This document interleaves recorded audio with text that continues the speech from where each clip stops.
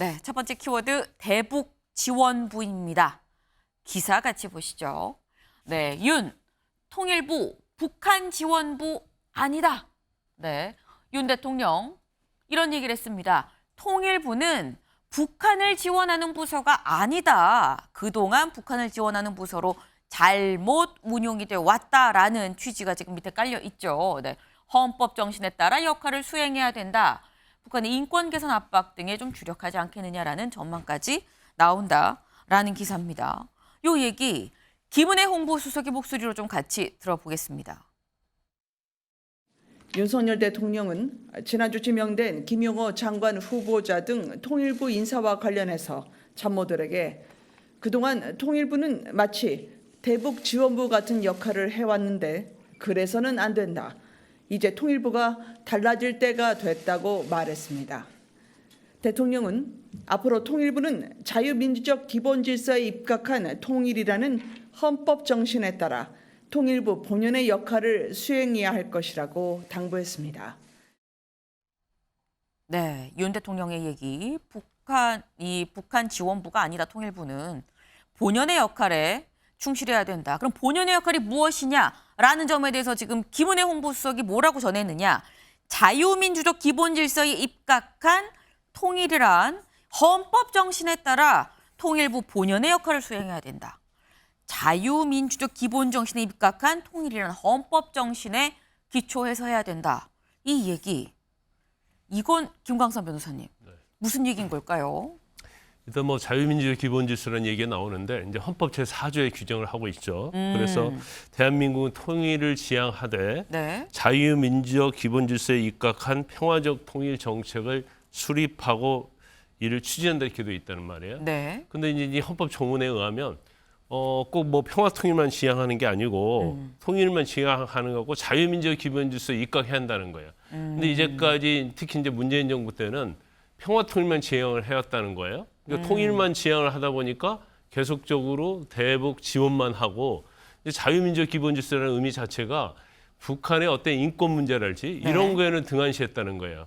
그렇기 때문에 이제 향후에 있어서는 통일에만 중점이 둘 게 아니고 자유민주적 기본질서, 특히 이제 북한의 인권 이런 문제에 대해서는 당연히 문제 제기권 제기하겠다 이런 취지인 것 같습니다. 그래서 저 기조 자체는 뭐 일단 통일부 장관 후보자의 김영호 상당히 대북 강경파 아닙니까? 네.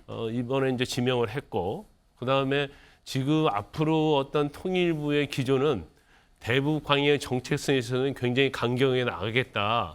그리고 통일부 내부의 어떤 기조 자체도 사실은 앞으로는 180도 바꾸겠다. 이제 그런 취지인 걸로 보여요. 그래서 지금 현재 굉장히 뭐 남한과 북한 네. 그리고 뭐 국제적으로 굉장히 대치 국면 아닙니까? 그래서 당근만 주었던 전 정부와는 차별을 두고 당근과 채찍을 같이 하면서 네. 앞으로 통일 정책에 이끌어 가겠다. 그래서 일방적으로 끌려가지 않고 힘에 의한 통일 정책을 펼쳐 나가겠다. 이제 그런 의지를 표명했다고 볼 수 있는 거죠. 네.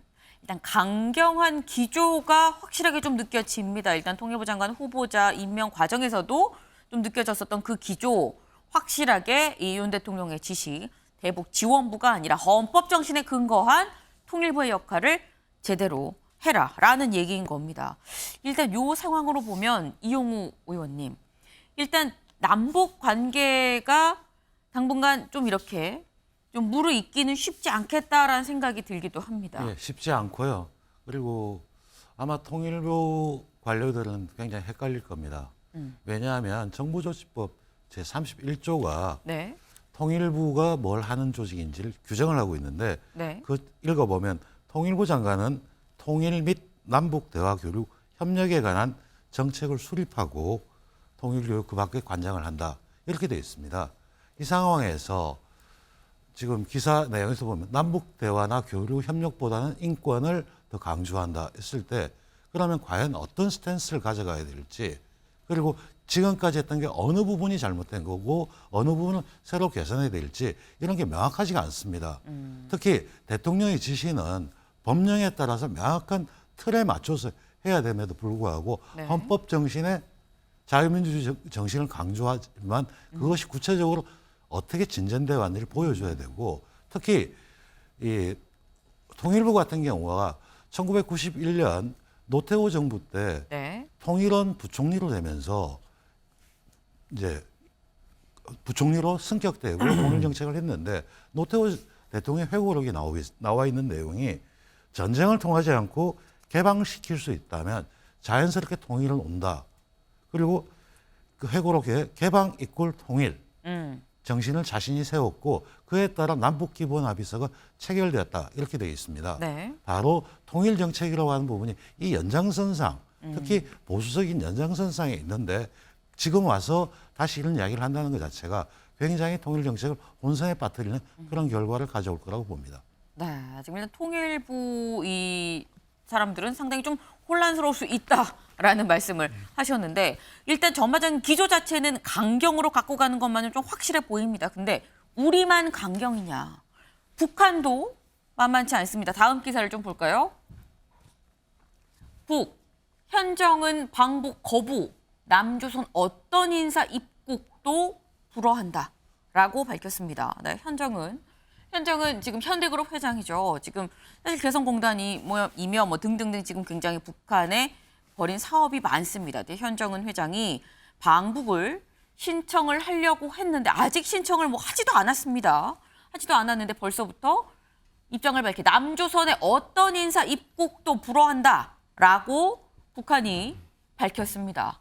그런데 이 부분 통전부 대신에 이런 입장을 밝힌 게 통전부가 아니라 외무성에서 담화를 내놨다.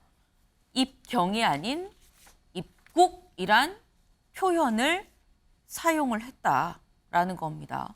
주원규 의원님. 네. 지금 이런 부분들 통전부가 아니라 외무성에서 밝히고 입경이 아니라 입국이라고 밝히고 요건 저희가 어떻게 해석을 해야 되는 걸까요?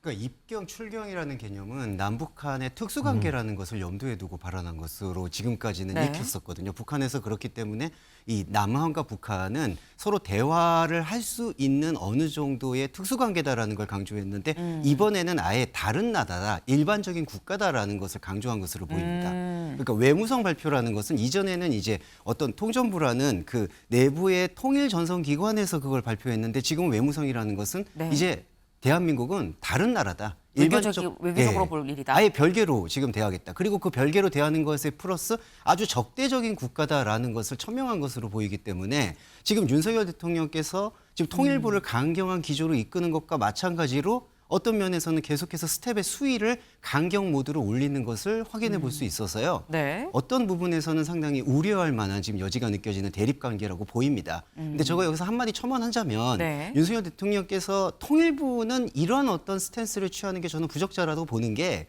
국방부나 국정원에서는 강경 기조를 계속해서 강력한 안보를 주장하시는 것은 저는 지지하고 응원하지만 통일부는 그런 기능이 아니라 지금 북한이 이렇게 강경 모드로 나올 때 그것을 최소한 테러를 마련해 줄 수 있는 어떠한 시그널들을 줄 수 있는 정책이나 방향은 있어야 되는데 지금 이번에 통일부 인사에서는 그런 흔적을 찾아보기가 어렵다라는 점에서 이러한 계속되는 강경 기조를 어떻게 마무리하고 어떻게 화해할 수 있는 최소한의 그 실마리를 찾을 수 있을지 의문입니다. 네. 홍석준 의원님. 네. 지금 주원규 의원님 말씀을 들어보면 국방부나 국정원 등은 원래 여기는 채찍 담당 뭐 부처고 통일부는 당근 담당 부처인 건데 지금 당근 부처가 똑같이 채찍으로 바뀌면 나중에 어떻게 일을 좀 뭔가 룸을 만들어서 남북 간 일을 할 수 있겠느냐라는 우려를 말씀을 하셨어요.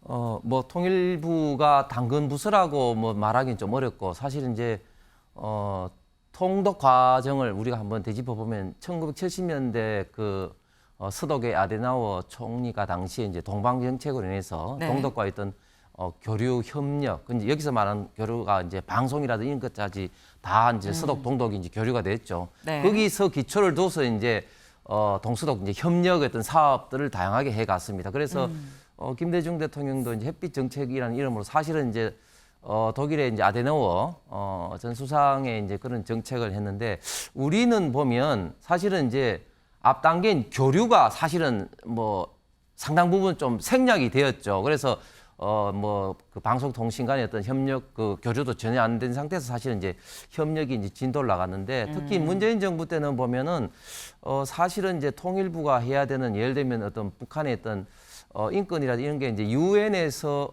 그 유엔 인권 결의가 나올 때 우리는 매번 기권을 했습니다. 그리고 어떻게 보면 이제 통일의 가장 중요한 사업이었던 금강산 어떤 사업에 대해서 북한이 일방적으로 해지를 하고 그 시설을 점유를 한다든지 또 개성에 있는 남북 그 공동 교류 사무소를 뭐 폭파를 한다든지 네. 심지어 그 삶은 소대가리라는 그런 어떤 국가 원수를 비아냥거리는 그런 일 할 때도 사실은 한마디 말도 못했던 것이죠. 그래서 대통령께서 하는 것은 이제 그 통일부가 그 어떻게 보면 이제 가장 원칙을 좀 지키는 통일 정책, 즉 실질적인 교류, 특히 이제 자유민주주의 질서에 입각한 교류와 그리고 협력을 해야 되지 일방적인 어떤 북한 지원 어떤 기능만 해서는 안 된다. 뭐 이런 어떤 원칙적인 입장을 밝혔고 그런 어떤 부분에서 어떤 공무원들에 대해서 좀 약간 강조를 한 것 같습니다.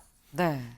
일단 과하게 주어진 당근은 중단할 필요가 있다라는 뭐 그런 취지로 지금 들립니다.